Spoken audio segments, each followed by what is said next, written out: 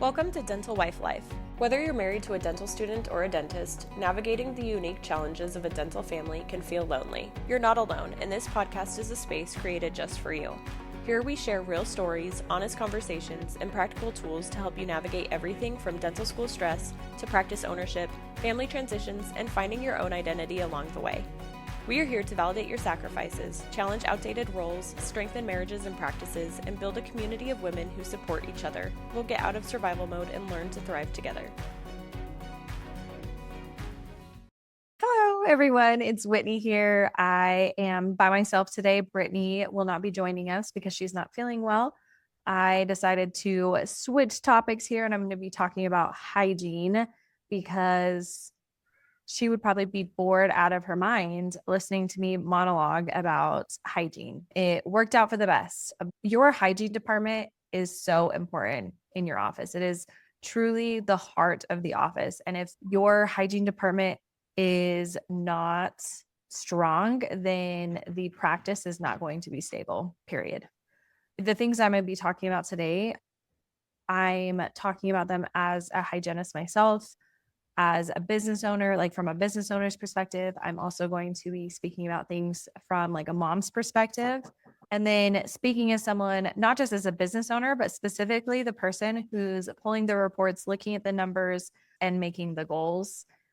And one of the first things I want to talk about is how hygiene and dentistry in general is not a good mom job anymore. I went into it. I loved the health field, but didn't like the idea of working like a 12-hour shift and working Christmas and overnights and things like that. And so instead of going into nursing, I went into hygiene. And I also was told like, oh, what a good mom job. But I found when I graduated, I wasn't a mom yet. And as soon as I started having kids, I stopped doing hygiene full time and I just temped.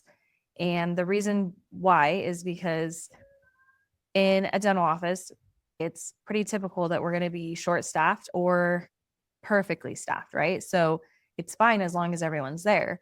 And then also specifically for a hygienist, my patients are booked 6 months in advance. And so if I call out that day because I'm sick or my kids are sick, then what happens to my patients? They get rescheduled. Somebody else has to see them. I have to hurry and try to find a temp. And it's so stressful as a hygienist.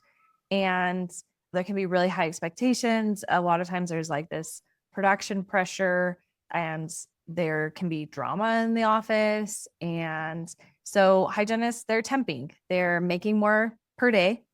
They don't have that emotional attachment with their patients necessarily. They're missing out on that, but they also aren't dealing with the drama in the office and they're not being pushed to hit a certain quota. And honestly, doctors are just so happy that they could get a temp.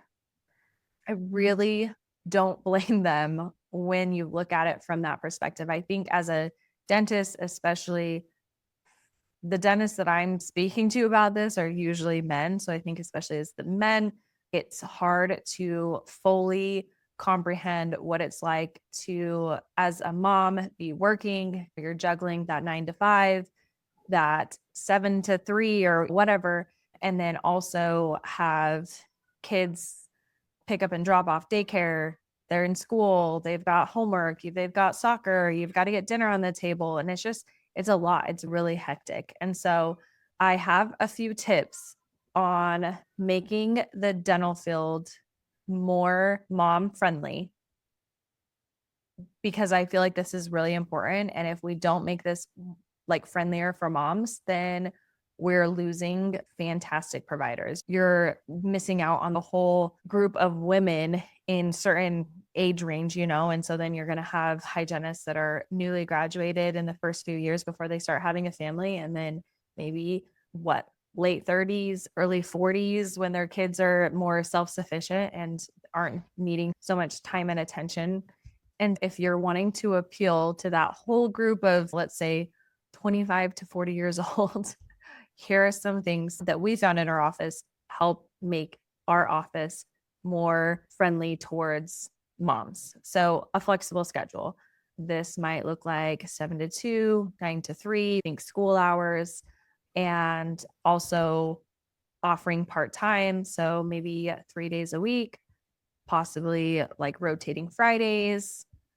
And then what are you going to do when they're pumping? So you need to have a specific place, a designated place for them to pump. It really should not be the bathroom. That's bad. I didn't know how else to describe that. That's bad. They need a different place to pump. For us, we have changing rooms that we have big cozy chairs and a little table. And we have 3 of them because I think at one point we had 6 of our employees pumping, and then having that time in the schedule for them to be able to go pump, and then having some kind of like PTO, sick days, that type of stuff. And then the no guilt culture when hygienists need to call out. Now, what do you do if a hygienist calls out?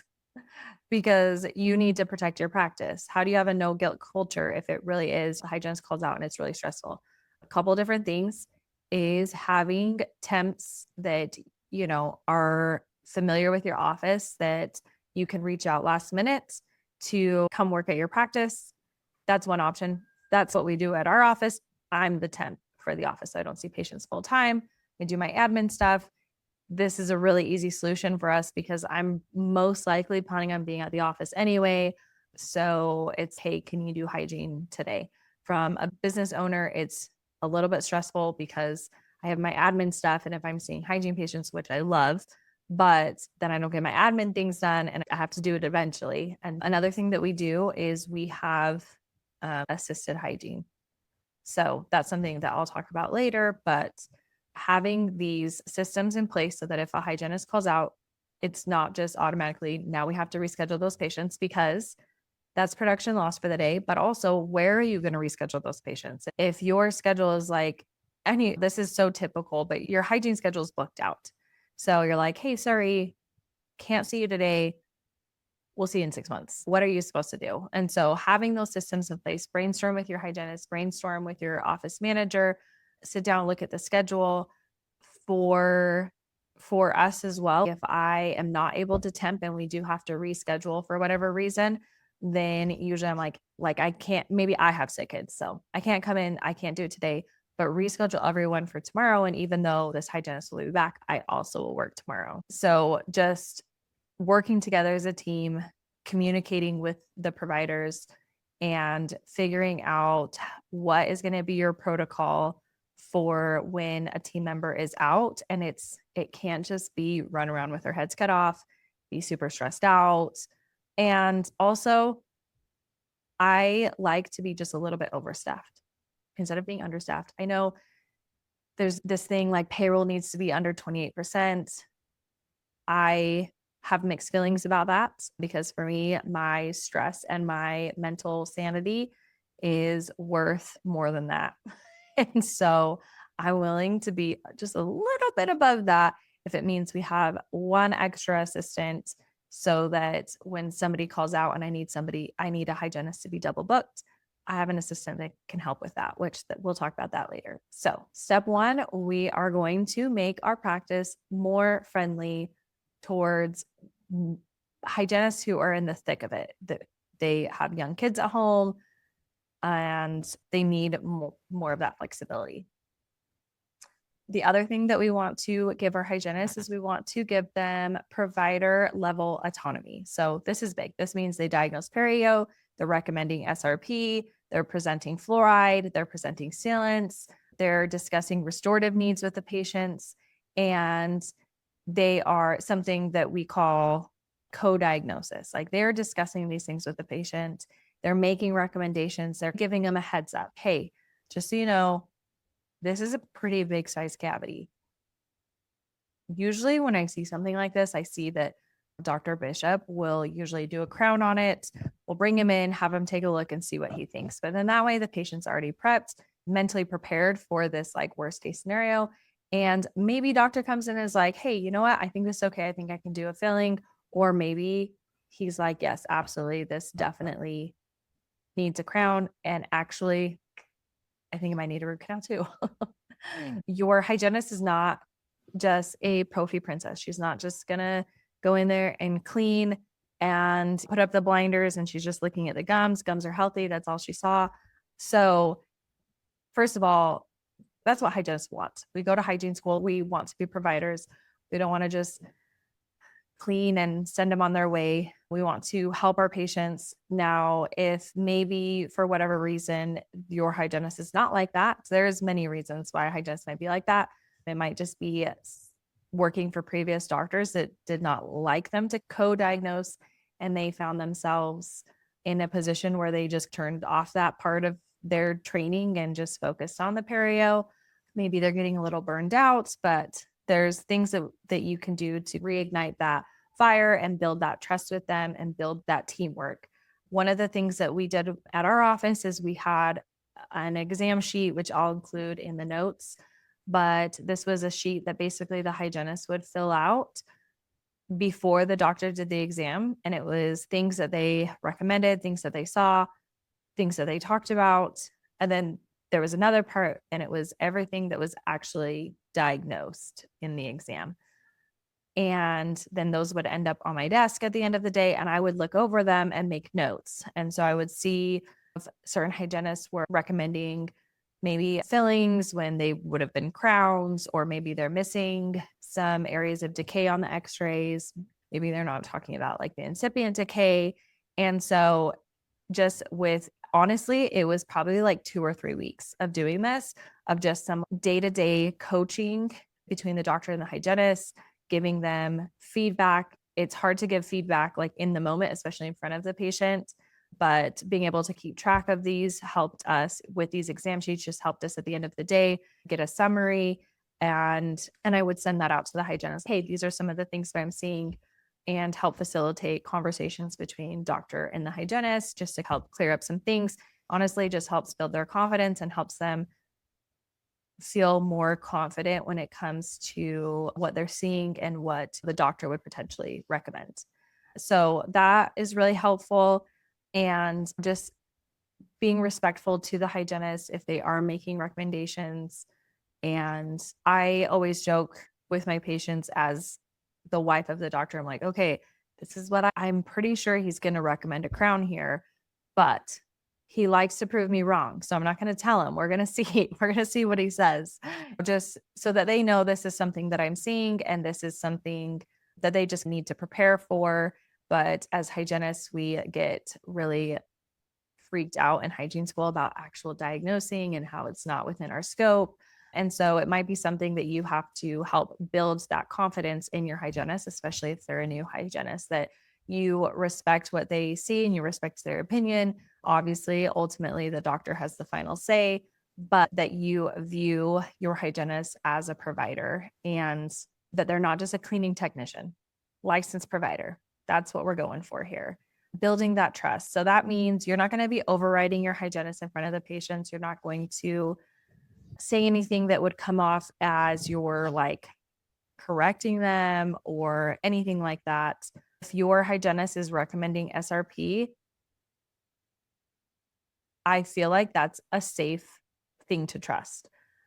Now, obviously, I have not seen every scenario. And so if you do feel like you have a hygienist that is overdiagnosing, then it's one of those things to track and coach with them and talk to them about, not in front of the patients.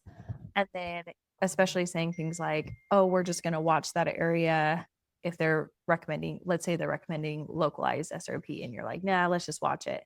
Backing up their diagnosis will go a really long ways with a hygienist. And then same with like fluoride treatments or curidont, sealants, anything like that. If you don't have that trust in your hygienist, it's going to be hard for patients to also trust the hygienist, and vice versa. And so building that trust and that teamwork between doctor and hygienist really goes a long ways as far as just the overall vibe of the office and how everyone works together, and patients can sense that.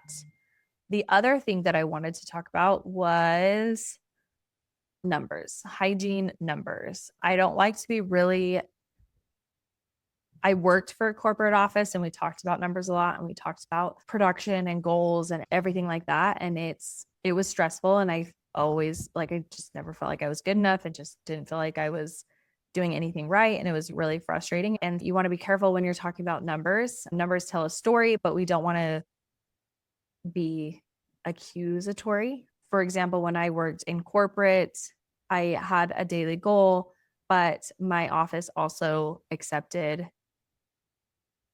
Groupon. Is that even a thing anymore? I never see Groupons anymore. But you could get 2 cleanings, 2 exams, and 2 x-rays for $99 total. Total $99. Okay. So when the patient came in, they would get a free cleaning, free x-rays. They would just be written off. And then $50 would go towards the exam. And then in 6 months, when they came back, free cleaning, free x-rays, $49 would go towards the exam. Okay.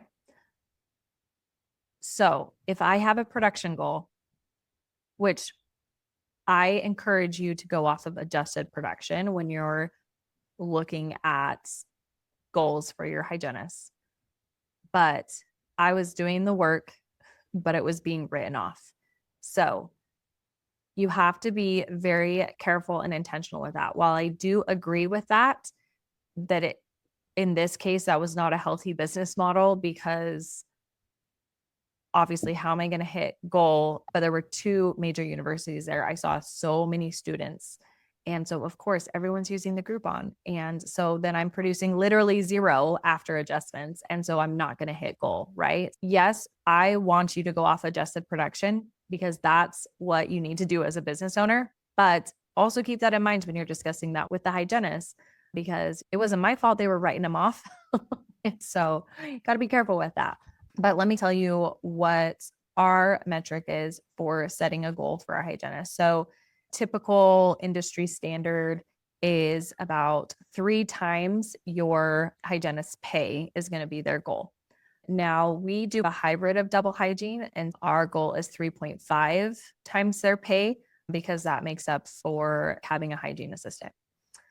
And then I feel very strongly about having a commission for your hygienist. You have a base pay, which is fair. I did have friends fresh out of hygiene school that made $17 as their base pay, and then they made commission.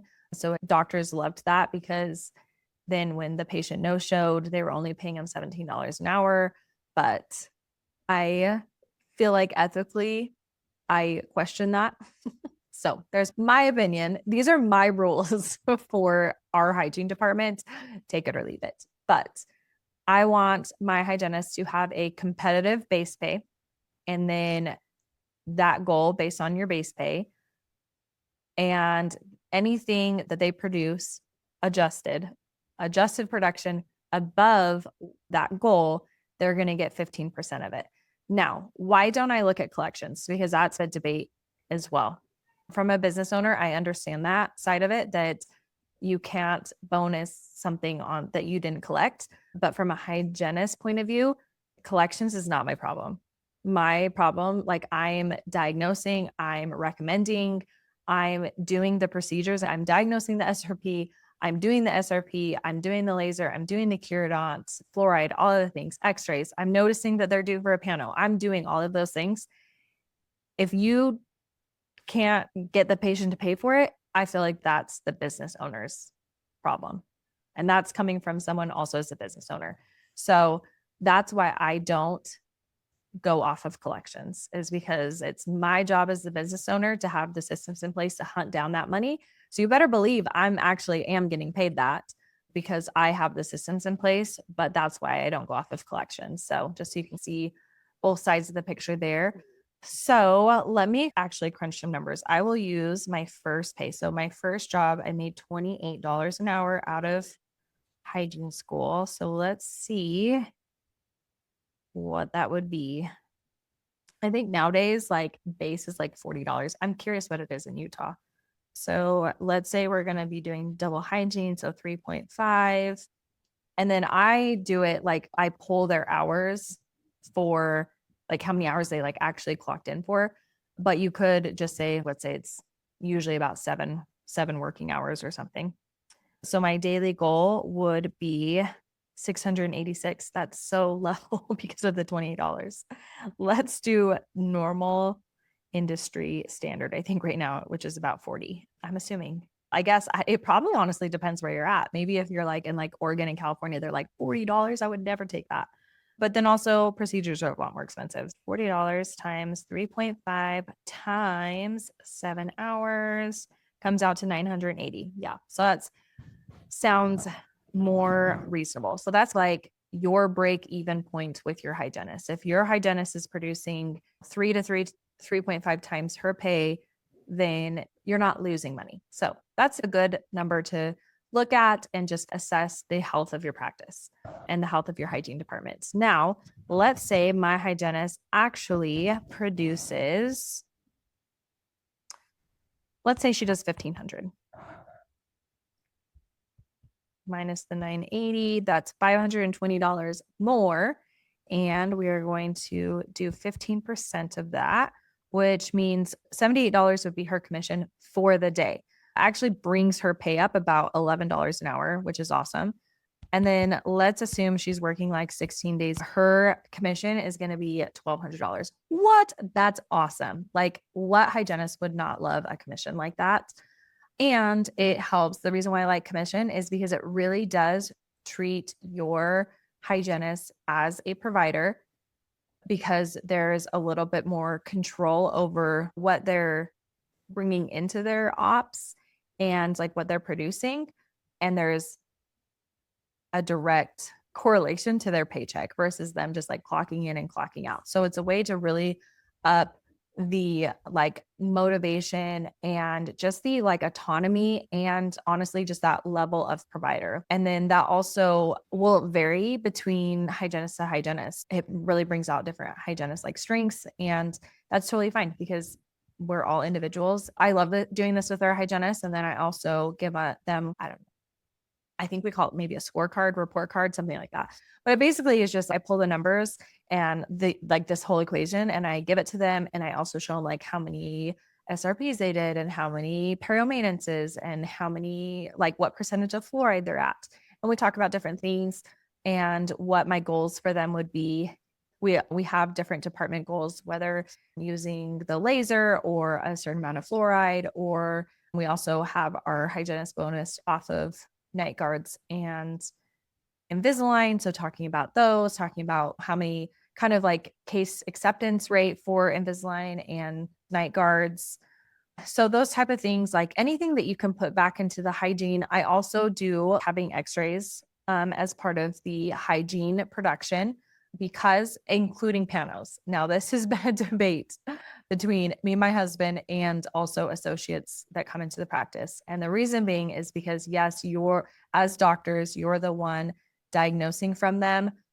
But at the end of the day, especially as the owner doctor, like you're diagnosing work from them, but only if the hygienist takes it. And she will be so much more motivated to take that pano when there's a direct correlation between her pay and whether or not that pano is taken. She has more control of that situation. And so it's just going to be, it's that like extrinsic motivator, right? Which we're all motivated by money. So no need to make your hygienist the villain for being motivated by money, because you're also motivated by money and you're fighting over a pano. Give the hygienist the pano. You will see an increase in the number of panos that are taken in your office, guaranteed. And then that I will get off my soapbox about the panos. Okay, so last part, as we're wrapping up, I wanted to talk about double hygiene versus accelerated hygiene. Accelerated hygiene is basically where you're shortening appointments. You're shortening appointments to cram more patients in there. So think 45 minutes or less. I like 60 minutes for hygiene appointments for a couple of reasons. From your front office perspective, it's so much easier to schedule and to get those like blocks than if there's, it's a 40-minute for a perio maintenance and it's 50 minutes if they need x-rays and it's 60 minutes if they need this. Like we do 60-minute pretty much across the board, but new patients get an hour and a half. That just makes it neat and tidy and easy to get those blocks and schedule efficiently.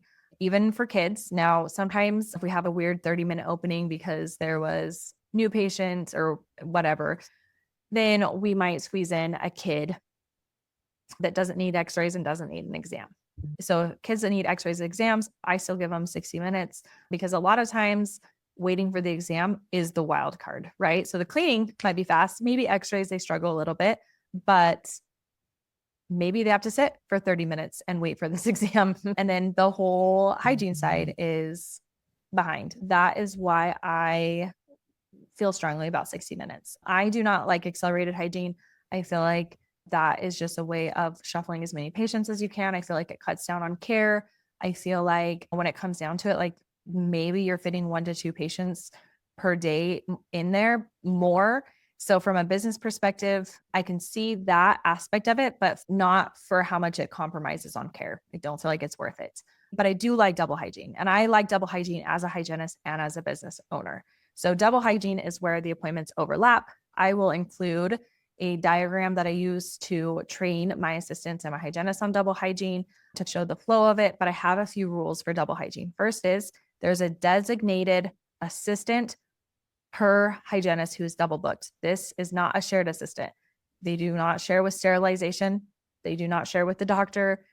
This is not a floater. You are tied to me today, and you are going to be following me around, and we're going to get these 2 columns of patients done. The hygienists have to be paid commission. That is scammy. I'm just going to say it. You can't make your hygienist do twice as much work for the same pay. But I love it because as a hygienist making commission, it protects my schedule from no-shows or last-minute cancellations because it's an hour, but does it really take a full hour? And so a lot of times I'm able to finish up a little bit sooner, but I can hop over and see this patient. And so it's just like, boom, I love the speed of it. Ideally, I'm still getting 30 minutes with my patient, and if not more. And so then I don't feel like it compromises on that like care and that time that I have with my patients. As a hygienist, I'm not doing things that other people could do, like flipping rooms and taking x-rays. I get to focus on like my superpower as a hygienist. That's why I love double hygiene. Now, what would I do taking all this information? What would I do if I needed to add a new hygienist to my schedule? Like your hygienist is booked 6 months out solid. You have a new patient call in. There's nowhere to fit them. What would I do? I would implement double hygiene short term with my hygienist. I would talk to my hygienist and be like, hey, are you with me? Let's grow the hygiene department. 6 months, I'm paying you commission. It's going to be awesome, but it's going to be temporary. And we're going to build up this schedule. Meanwhile, we're looking for another hygienist. And then get your hygienist bought into the plan. And you're going to hire a hygiene assistant that's going to be dedicated to them. And you're going to start filling their schedule. Then there's not so much pressure on the front to build that schedule immediately, like tomorrow, because you're paying a full-time hygienist. But we're able to build that schedule over the next 6 months. Then you have time to then hire the right hygienist, and you're not just desperate and wanting to hire the next person that comes along.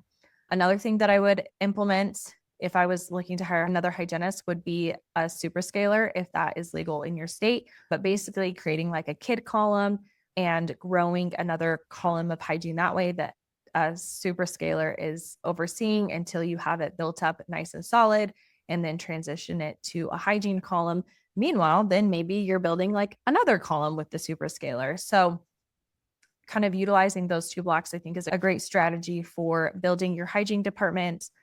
I want to wrap up, but there's a couple of things that you can look at as well for building your hygiene production. So maybe you going full circle, going back to crunching those numbers, setting a goal for your hygienist. What are some things that you can do? Maybe you look at the goal and you look at what she's actually producing, and you're like, how do I get my hygienist to where she's producing higher? Or he or she. Putting x-rays on hygiene helps motivate your hygienist to chart audit and look at when patients are due, especially looking for those panos. Now, here's a little plug for medical billing. There's no frequencies for panos. So you're not like, you took a pano on this 16-year-old and now they're 19 and their wisdom teeth are bothering them. And our pano is 3 years old, but it's not 5 years old and their insurance won't cover it. And so do we take it? Do we not? So there's a plug. I also love medical billing for the dental offices. And then Curodont, if you aren't using Curodont, Basically, it's fluoride meets sealant. I don't know, but it basically treats incipient decay. What we do for our office, so we charge per bottle, or it's not a bottle, like just a little tube of it. And so for a patient, like I count how many sites of incipient decay that they have. And I'm like, okay, I can do it in 2 to 3 bottles. So then I have a code in our system that charts it per site, but it's a $0 fee. And then I have per bottle, and that's our fee. So that's how we do it in our office. But Curidon's awesome. Fluoride and also oral cancer screenings that needs to be with medical insurance usually.